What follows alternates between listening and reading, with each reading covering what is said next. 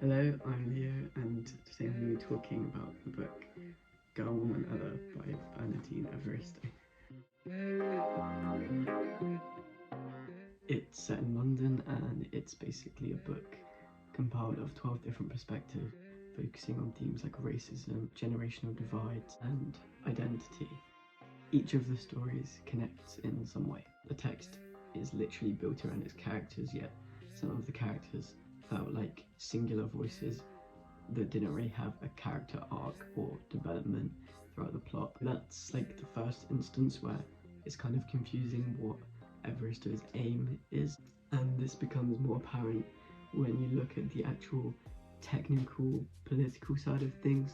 I felt that there was a lack of unbiased research. I think if this was a book that was taught in schools and used to decolonize the curriculum, then there would be that danger of what other minority groups you're putting it in danger, mainly in regards to her ideas about modern day feminism and ideas about gender and transgender people. Obviously, this is my opinion as a young person, but I felt that she shows young people to be very irrational and quick to make decisions that they don't really know anything about. And I felt that this was Evaristo's voice kind of shining through. I kind of got the impression from interviews that she used the character of Morgan just as a token. It's not as though she's talking about Morgan as a human, she's talking about them as a gender, as the complete stereotype.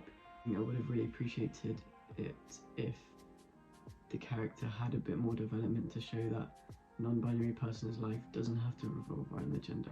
They can actually mean something more than that. There is a quote from the start of the chapter, of Morgan's chapter. She says, "Bibi had been born a man and was now a woman. Megan had wondered, daren't ask, she might bite her head off."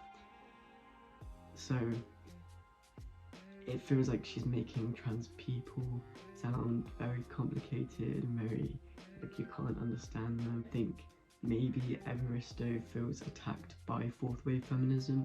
I think that she identifies more with the second wave feminism. Maybe she's confused or feels overwhelmed by modern ideas of gender. And it's completely fair enough, like there are so many ideas about gender. Also the idea that gender is like this new thing and that transgenderism is new, because there have been many trans people throughout history. It's not really a new thing, and it's not a young thing either. There's the part where Bibi is explaining feminism to Morgan. Evaristo presents Bibi as like this overexcited kid who is like just rambling on about a topic that doesn't make any sense. To get that sense that Morgan is overwhelmed by these ideas, which may be kind of a mouthpiece for Evaristo. However, not everything that I have to say about the text is negative. I did enjoy the fact that she illustrates aging as something to be proud of. She said in an interview that she wanted a 93-year-old black woman to come into people's consciousness and challenge stereotypes, and I enjoyed that as an idea. I just wish that she would apply that to her other characters as well. And it makes me question why, when it comes to things she might experience, she wants to fight back against stereotypes. When it comes to things she doesn't understand, she's like, let's feed into every stereotype possible.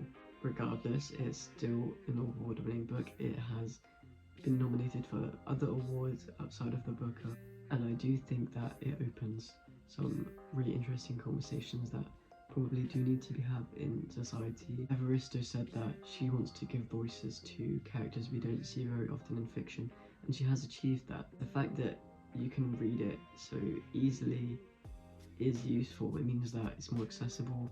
It means that children can read it, which is great because they probably haven't seen representation like this in other texts. And if we're honest, looking at a lot of books, there just isn't that much representation. I'm also going to take into account that the book is not written for me.